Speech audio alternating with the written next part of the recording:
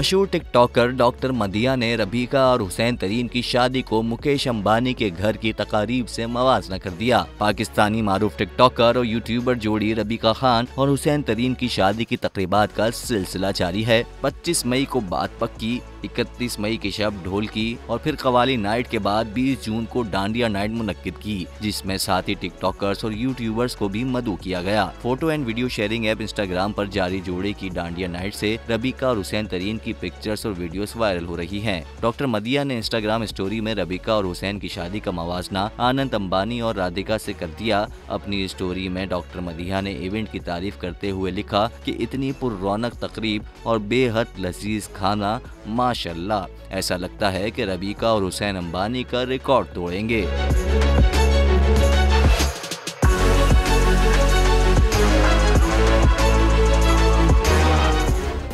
Subscribe करें और bell दबाएं ताकि कोई खबर रह न जाए।